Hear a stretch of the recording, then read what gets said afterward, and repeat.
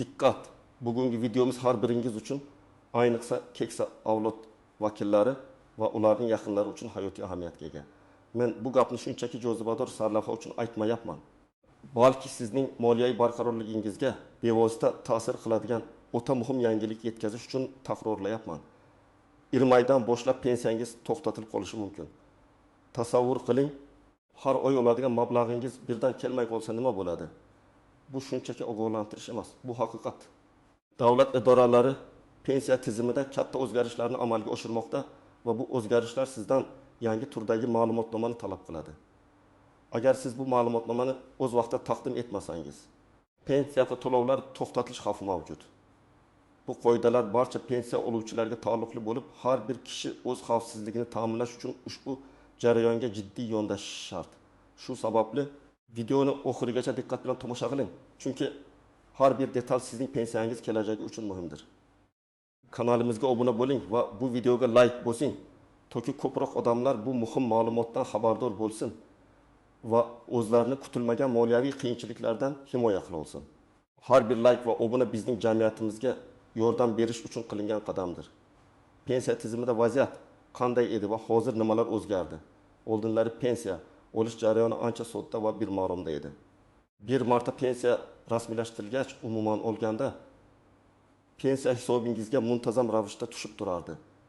Pensiya oluvchidan keyinchalik katta o'zgarishlar bo'lmasa, masalan, familiya o'zgarishi, yashash joy o'zgarishi yoki xorijga doimiy yashash uchun ko'chib ketish kabi holatlar, qo'shimcha hujjatlar talab qilinmasdi. Davlat idoralari o'zlari kerakli ma'lumotlarni yillar davomida ishlatishda davom etishardi va ko'pincha fuqarolardan ularning tirikligi yoki ma'lumotlarning dolzarbligini tasdiqlovchi qo'shimcha ma'lumotnoma talab qilinmasdi. Bu bir tomondan qulaylik tug'dirardi, lekin boshqa tomondan ba'zi hollarda tizimda eskirgan yoki noto'g'ri ma'lumotlarning saqlanib qolishiga sabab bo'lardi. Masalan, vafot etgan shaxslarning pensiyalari hali ham to'lanib turishi yoki xorijga ketgan fuqarolarning pensiya olishda davom etishi kabi holatlar yuzaga kelishi mumkin edi. Bu esa davlat byudjetiga ortiqcha yuk bo'lar edi. Endi esa vaziyat tubdan o'zgardi. Hukumat pensiya tizimini yanada shaffof qilish, mablag'larning manzilga aniq yetib borishini ta'minlash va firibgarlik holatlarining oldini olish maqsadida bir qator yangi tartiblarni joriy etmoqda. Asosiy o'zgarishlardan biri shuki, endilikda har bir pensiya oluvchi o'zining shaxsini va uning tirikligini tasdiqlovchi, shuningdek, shaxsiy ma'lumotlarning dolzarbligini ko'rsatuvchi yangi ma'lumotnomani taqdim etishi shart bo'ladi. Bu yangi ma'lumotnoma ko'pincha fuqarolarning biometrik ma'lumotlari yoki zamonaviy identifikatsiya vositalari bilan bog'liq bo'lib, ularning shaxsiy ma'lumotlarini eng so'nggi ma'lumotlar bazalari bilan solishtirishga xizmat qiladi. Bu qadam davlatning fuqarolar bilan doimiy aloqada bo'lishini va ularning ma'lumotlarini muntazam yangilab turishini ta'minlaydi. Bu esa byudjet mablag'laridan oqilona foydalanish imkonini beradi. Yangi tizim pensiya hisobga olishdagi xatolarni kamaytirish va har bir pensiya to'g'ri egasiga yetib borishini ta'minlashga qaratilgan. Bu o'zgarishlar dastlab biroz noqulaylik tug'dirishi mumkin. Ammo uzoq muddatda tizimning ishonchliligini va samaradorligini oshirishga xizmat qiladi. Pensiya tizimidagi yangi o'zgarishlar bo'yicha batafsil ma'lumot. Nimalarni bilishingiz kerak? Kimlar xavotirlanishi kerak? Kimlar xavotirlanishi kerak va kimlarning xavotirlanishiga hojat yo'q? Avvalambor shuni bilishingiz kerakki, yangi ma'lumotnoma deb atalayotgan hujjat bu pensiya jamg'armasi yoki tegishli davlat organlari tomonidan joriy etilgan. Sizning shaxsingizni, yashash joyingizni va eng muhimi, tirikligingizni tasdiqlovchi rasmiy hujjatdir. Bu ma'lumotnoma sizning shaxsiy ma'lumotlaringizning davlat bazalarida dolzarb ekanligini tasdiqlaydi.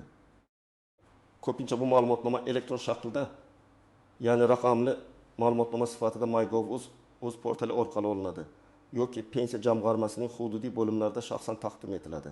Ma'lumotnomaning amal qilish muddati ham muhim bo'lishi mumkin. Ba'zida u 1 yilga yoki undan ko'proq muddatga beriladi. Shuning uchun bu muddatni ham bilib olishingiz shart. Eng muhim sanani unutmang, 20 oy.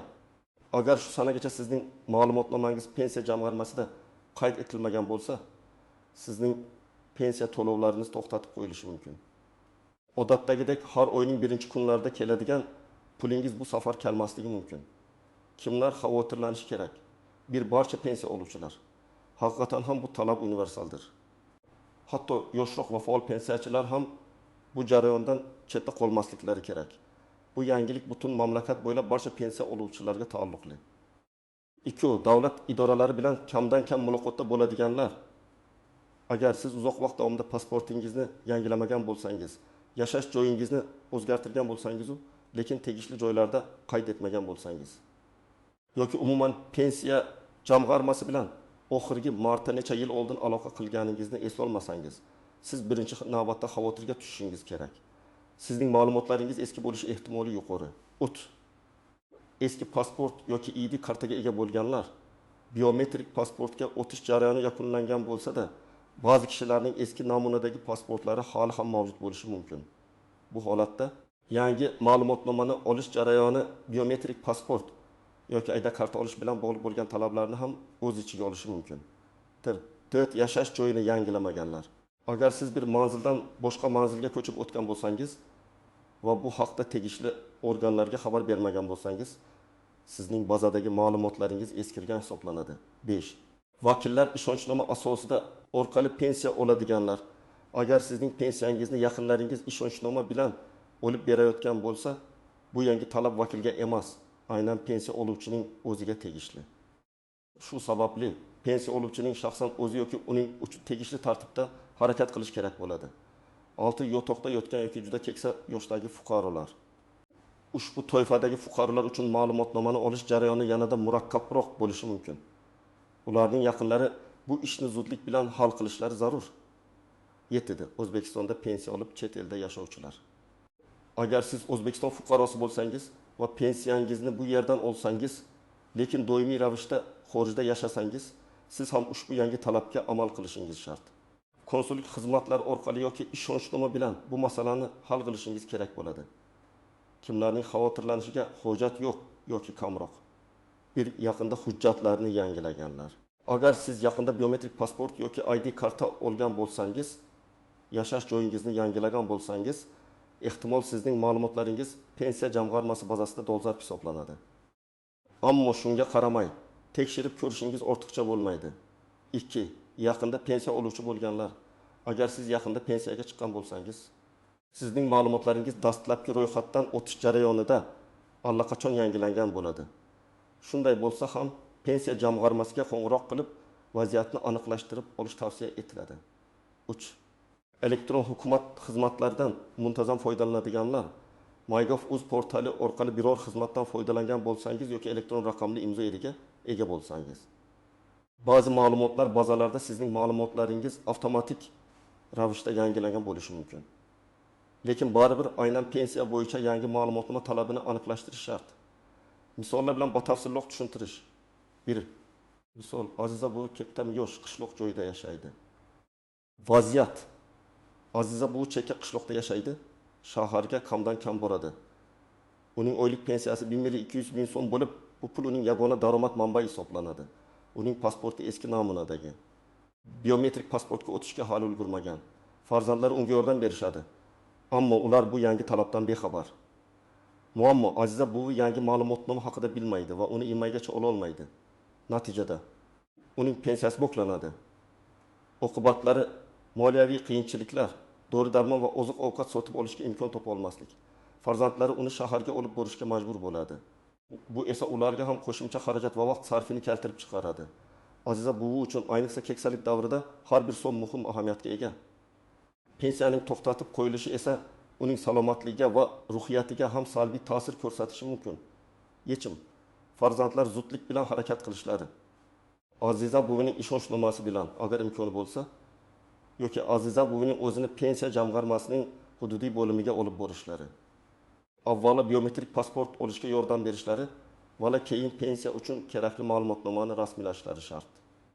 Misol, Baxtiyor bobo 72 yosh, shahar aholisi faol. Vaziyat: Baxtiyor bobo Toshkentda yashaydi, smartfon ishlatadi, pensiyasini 1500 bilgan so'm miqdorida bank kartasiga oladi. U yaqinda yangi biometrik pasport olgan va barcha hujjatlari tartibda deb hisoblaydi. Muammo, hatto yangi pasporti bo'lsa ham pensiyani qayta ro'yxatdan o'tkazish uchun maxsus yangi ma'lumotnoma alohida hujjat yoki raqamli tasdiqlashni talab qilishi mumkin. U yangi pasportining o'zi yetarli deb noto'g'ri taxmin qilishi mumkin. Bu juda muhim nuansa. Chunki pasport bu umumiy shaxsni tasdiqlovchi hujjat, yangi ma'lumotnoma esa aynan pensiya tizimi talablariga moslashtirilgan. Oqibatlari pensiyasi bloklanadi, tushunmovchilik, muammoni hal qilishga urinib vaqtini yo'qotish, asabiylashish. Pensiyani bir oyga kechikishi ham baxtiyor boboning byudjetiga salbiy ta'sir ko'rsatishi mumkin. Chunki u ham ko'plab keksa odamlar singari har oylik xarajatlarni pensiyaga qarab rejalashtiradi. Yechim. Baxtiyor bobo nafaqat umumiy shaxsiy guvohnomasiga, balki aynan pensiya qayta ro'yxatdan o'tkazish ma'lumotnomasi haqida pensiya jamg'armasidan aniq ma'lumot olishi va uni rasmiylashtirishi kerak. MyGov.uz orqali yoki pensiya jamg'armasiga shaxsan tashrif buyurib, bu masalani hal qilishi lozim. 3 misol. Dilfuza opa 15 yosh yarim stavkada ishlaydi. Vaziyat. Dilfuza opa 1000 so'm pensiya oladi va qo'shimcha ravishda yarim stavkada ishlagani uchun 800 ming so'm maosh oladi. Samarqandda yashaydi. U ish bilan bandligi sababli yangiliklarni e'tiborsiz qoldirishi mumkin. U ish beruvchining kadrlar bo'limi hamma narsani hal qiladi deb o'ylaydi. Muammo, ish beruvchi uning pensiya masalasi bilan shug'ullanmaydi. Pensiya to'lovlari shaxsiy masaladir. Dilfuza opa bu haqda o'zi g'amxo'rlik qilishi kerak. Oqibatlari: pensiyasi bloklanadi. Umumiy daromadining yarmidan ko'pini yo'qotadi. 1 million 800 ming so'mdan 800 ming so'mga kamayadi. Moliyaviy stress salomatligiga salbiy ta'sir. Bu uning hayot sifatini sezilarli darajada yomonlashtirishi mumkin. Yechim. Dilfuza opa shaxsiy javobgarlikni his qilishi va pensiya ma'lumotnomasini shaxsan o'zi rasmiylashtirishi yoki oila a'zolari orqali bu masalani hal qilishi shart. Bu misollar sizga vaziyatning naqadar jiddiy ekanligini va har bir pensiya oluvchining o'z holatini tekshirishi zarurligini ko'rsatadi. E'tiborsizlikning narxi juda qimmat bo'lishi mumkin. Istisnolar, to'siqlar va noodatiy jihatlar pensiya tizimidagi har qanday o'zgarishlar, ayniqsa bunday muhim talablar turli xil hayotiy vaziyatlarni hisobga olishni talab qiladi. Ba'zi fuqarolar uchun umumiy qoidalar qo'llanilmaydi yoki ularni bajarish uchun maxsus yondashuvlar talab qilinadi. Keling, shu istisnolar, to'siqlar va e'tibordan chetda qolishi mumkin bo'lgan muhim jihatlarni ko'rib chiqaylik. Istisnolar. 1. Yotoqda yotganlar yoki og'ir kasallar. Bunday holatdagi fuqarolar pensiya jamg'armasining hududiy bo'limlariga shaxsan borishga qodir emaslar. Tartib: ularning yaqinlari notarial tasdiqlangan ishonchnoma bilan pensiya jamg'armasiga murojaat qilishlari kerak. Ishonchnomada aynan pensiya ma'lumotlarini yangilash va tegishli ma'lumotnomani olish vakolati aniq ko'rsatilgan bo'lishi shart. Shuningdek, tibbiy muassasadan bemorning ahvoli haqida ma'lumotnoma, tibbiy xulosasi taqdim etilishi kerak. Ba'zi hollarda pensiya jamg'armasi xodimlari fuqaroning yashash joyiga borib, holatni joyda o'rganishlari va ma'lumotnomani rasmiylashtirishga yordam berishlari mumkin. Lekin buning uchun oldindan ariza bilan murojaat qilish va tashrifni kelishib olish lozim. Bu jarayon kechikmasligi uchun zudlik bilan harakat qilish talab etiladi.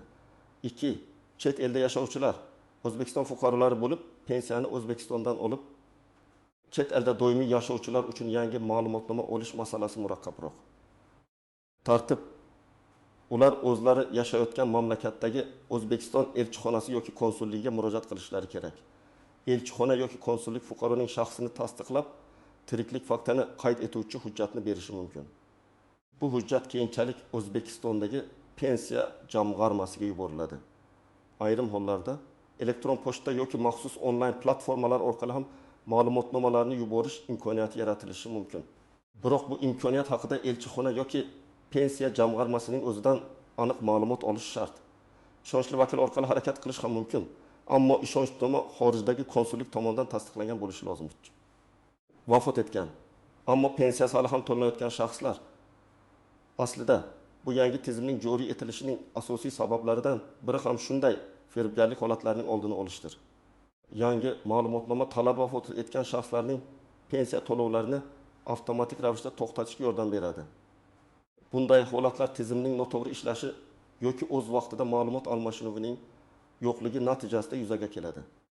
Vasiylar yoki homiylar agar pensiya oluvchi shaxs muomalaga layoqatsiz deb topilgan bo'lsa va uning vasiysi yoki homiysi mavjud bo'lsa, ma'lumotnoma olish mas'uliyati vasiy yoki homiy zimmasiga tushadi. Tartib: ular pensiya jamg'armasiga vasiylikni tasdiqlovchi hujjatlar, o'z pasporti va pensiya oluvchining hujjatlari bilan murojaat qilishlari shart. Barcha ma'lumotlar vasiy tomonidan taqdim etiladi. To'siqlar va kutilmagan qiyinchiliklar. 1. Firibgarlar. Har qanday yangi tizim joriy etilganda firibgarlar faollashishi mumkin. O'zlarini pensiya jamg'armasi xodimlari deb tanishtirib, telefon orqali shaxsiy ma'lumotlaringizni, pasport seriyasi, JSHIR, bank karta raqami yoki PIN kod so'rashlari mumkin. Ehtiyot bo'ling. Faqatgina rasmiy idoralardan kelgan xabarlarga ishoning. Hech qachon shaxsiy ma'lumotlaringizni yoki bank karta raqamingizni telefon orqali notanish shaxslarga aytmang. Pensiya jamg'armasi yoki banklar sizdan bunday ma'lumotlarni telefon orqali so'ramaydi. 2. Noto'g'ri ma'lumotlar tarqalishi. Ijtimoiy tarmoqlar yoki og'izdan og'izga tarzda noto'g'ri yoki buzib ko'rsatilgan ma'lumotlar tarqalishi mumkin. Bu esa pensiya oluvchilar orasida chalkashlik va vahimaga sabab bo'ladi. Ehtiyot bo'ling. Ma'lumotlarni faqat rasmiy manbalardan, pensiya jamg'armasining sayti MyGov, o'z rasmiy OAV tekshiring. Uzoq navbatlar. Agar hamma oxirgi muddatga yaqin murojaat qilsa, pensiya jamg'armasi yoki xalq banki bo'limlarida uzoq navbatlar yuzaga kelishi mumkin. Bu ayniqsa keksa yoshdagi fuqarolar uchun jiddiy noqulaylik tug'diradi. Tavsiya, imkon qadar ertaroq harakat qiling. 4. Texnik muammolar. MyGov. Uz portali ayniqsa yuklama ko'payganda vaqtinchalik ishdan chiqishi yoki sekin ishlashi mumkin. Shuningdek, ma'lumotlar bazalaridagi texnik nosozliklar ham ba'zida muammolarni keltirib chiqarishi mumkin. Tavsiya, bir necha bor urinib ko'ring yoki boshqa vaqtda harakat qiling. Agar onlayn ishlamasa, shaxsan murojaat qilishga tayyor turing. 5. Noto'g'ri hujjatlar. Ba'zi fuqarolar pensiya jamg'armasi talab qilgan yangi ma'lumotnoma o'rniga boshqa bir hujjatni, masalan, yashash joyidan ma'lumotnoma taqdim etishlari mumkin. Tavsiya, aynan qaysi ma'lumotnoma talab qilinayotganini pensiya jamg'armasi yoki MyGov portalidagi ko'rsatmalardan aniq bilib oling. Nomi va mazmuni aynan to'g'ri bo'lishi shart. 6. Tillararo to'siqlar. Barcha fuqarolar ham o'zbek tilini yaxshi bilmasligi mumkin. Bu holatda ma'lumot olish yoki hujjatlarni to'g'ri to'ldirishda qiyinchiliklar yuzaga kelishi mumkin. Tavsiya, yaqinlaringizdan yordam so'rang yoki tushunarli tilda maslahat beradigan mutaxassisga murojaat qiling. Noodatiy jihatlar. Bir ma'lumotnomaning amal qilish muddati ba'zi ma'lumotnomalar cheklangan muddatga, masalan, 6 oy yoki 1 yil berilishi mumkin. Bu holatda siz muntazam ravishda bu ma'lumotnomani yangilab turishingiz kerak bo'ladi. Bu kabi talablar kelajakda ham joriy etilishi mumkin. 2. Raqamli va qog'oz shakl. Siz olgan raqamli ma'lumotnomani chop etish kerakmi yoki pensiya jamg'armasi uni elektron shaklda qabul qilaveradimi? Bu ham muhim savol. Ko'pincha elektron ma'lumotnomani chop etib, qog'oz shaklida taqdim etish talab etiladi. Ammo onlayn portal orqali yuborishda faqat elektron versiyaning o'zi yetarli bo'ladi. Bu holatda elektron raqamli imzo muhim rol o'ynashi mumkin. Boshqa tizimlarga bog'liqlik. Pensiya uchun yangi ma'lumotnomani olish jarayoni boshqa davlat idoralarining ma'lumotlar bazasiga bog'liq bo'lishi mumkin. Misol uchun, agar sizning yashash manzilingiz umumiy aholi ro'yxatga olish tizimida yangilanmagan bo'lsa, pensiya ma'lumotnomasini olishda muammolar yuzaga kelishi mumkin. Shu sababli boshqa barcha shaxsiy ma'lumotlaringizning dolzarbligiga ham e'tibor bering. 4. Ogohlantirgan edik tamoyili. Hukumat va pensiya jamg'armasi o'zgarishlar haqida rasmiy OAV va internet orqali xabar berganini da'vo qilishi mumkin. Bu esa yangiliklardan bexabar qolgan fuqarolar uchun qo'shimcha muammolar tug'diradi. Chunki ular o'z vaqtida ma'lumot olmaganliklarini isbotlash qiyin bo'ladi. Shuning uchun faqat rasmiy axborot manbalariga e'tibor qaratish va doimiy ravishda yangiliklarni kuzatib borish juda muhim. 5. Mahalla qo'mitalarining roli. O'zbekistonda mahalla tizimi juda muhim ahamiyatga ega. Mahalla qo'mitalari keksa va ehtiyojmand fuqarolarga yangi talablar haqida ma'lumot berishda va ularni bajarishda yordam berishda muhim rol o'ynashi mumkin. Agar sizning yaqinlaringiz bu masalani hal qila olmasa, mahalla faollariga murojaat qilish ham qo'shimcha yordam bo'lishi mumkin.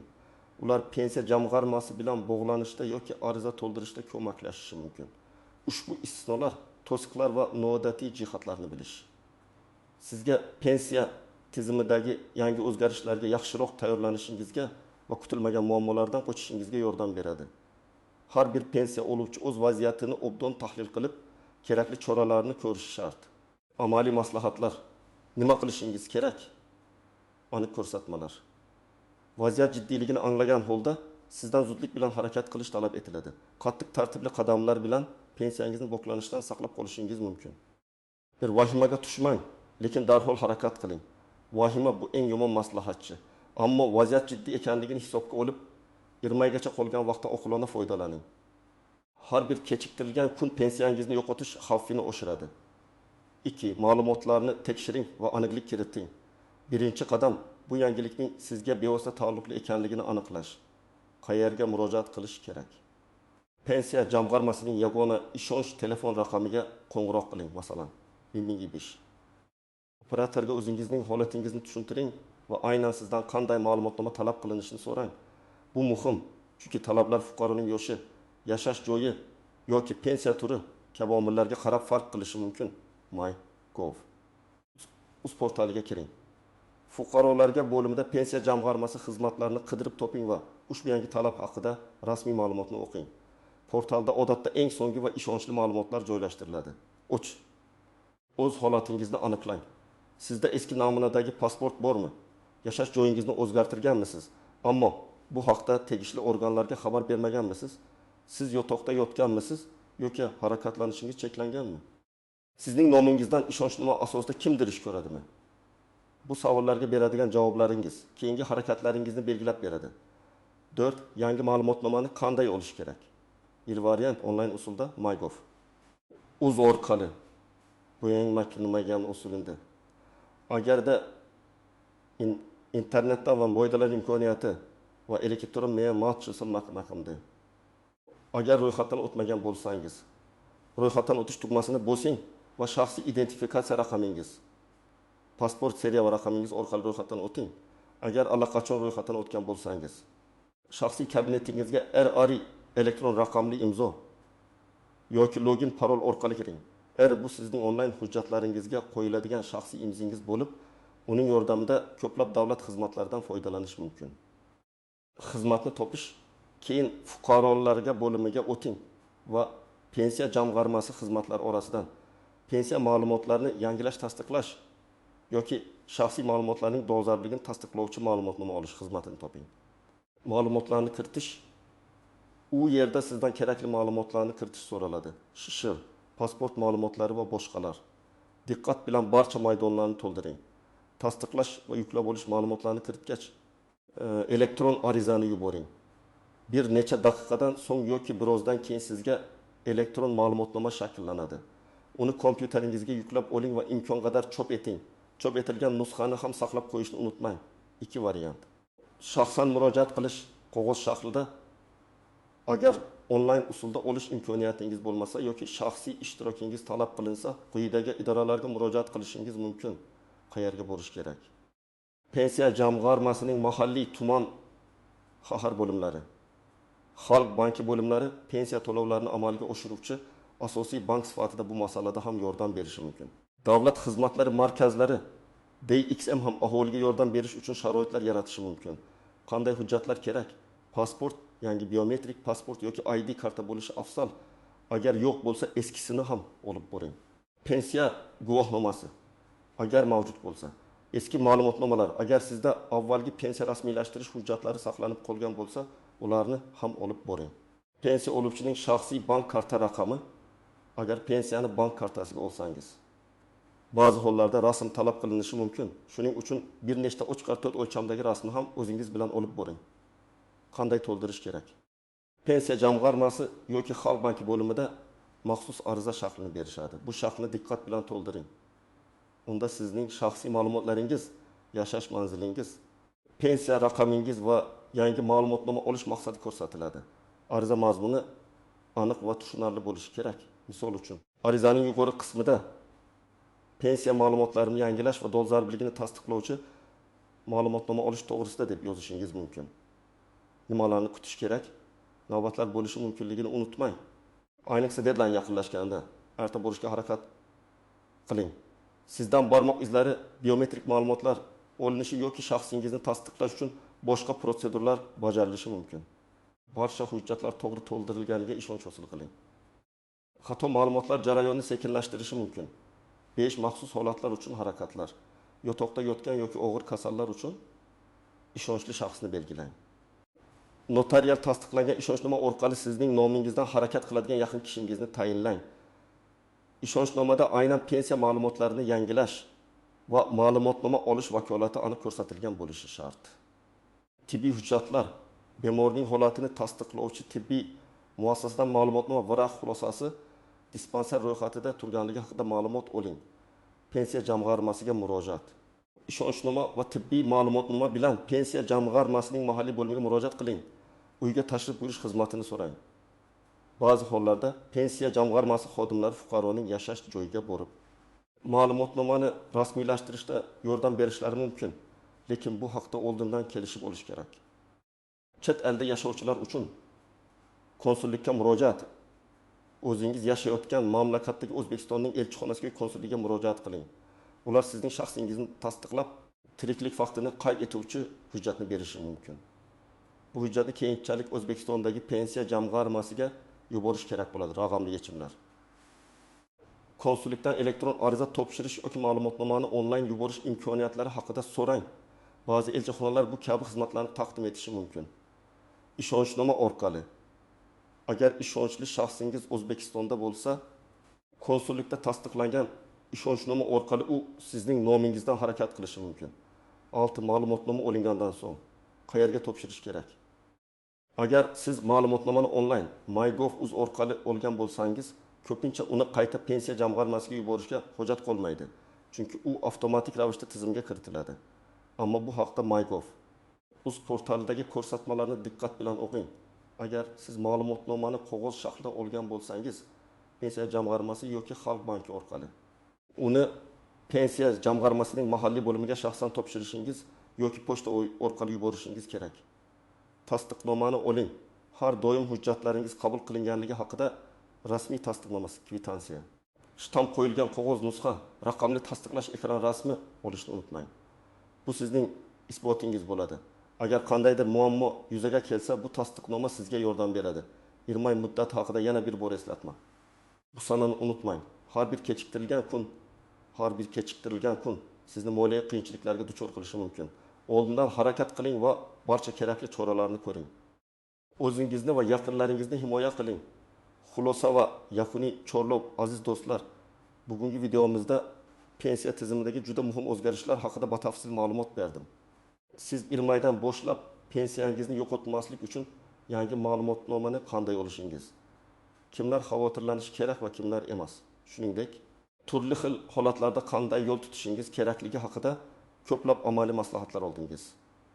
Bu ma'lumot shunchaki bir yangilik emas, balki sizning moliyaviy barqarorligingizga bevosita ta'sir qiluvchi jiddiy talabdir. E'tiborsizlik qimmatga tushishi mumkin. Shuning uchun men sizdan yana bir bor iltimos qilaman. Bu videoni oxirigacha ko'rgan bo'lsangiz, endi esa harakat qilish vaqti keldi. Ma'lumotlarni tekshiring, pensiya jamg'armasiga murojaat qiling yoki MyGov.uz orqali kerakli hujjatlarni rasmiylashtiring. Yaqinlaringizga, ayniqsa keksa ota-onangiz yoki bobo-buvilaringizga bu masalada yordam bering. Ularning barchasi bu yangiliklardan xabardor bo'lmasligi mumkin. O'zingizni va yaqinlaringizni kutilmagan moliyaviy qiyinchiliklardan himoya qiling. O'z fikrlaringizni kommentariyalarda yozib qoldiring. Siz qanday vaziyatga tushgansiz? Bu ma'lumotnoma haqida eshitganmidingiz? Agar bu video sizga foydali bo'lgan bo'lsa, albatta like bosing va kanalimizga obuna bo'lishni unutmang. Zero, bizning maqsadimiz sizni ogohlantirish va himoya qilish. Keyingi videolarda ko'rishguncha o'zingizni ehtiyot qiling.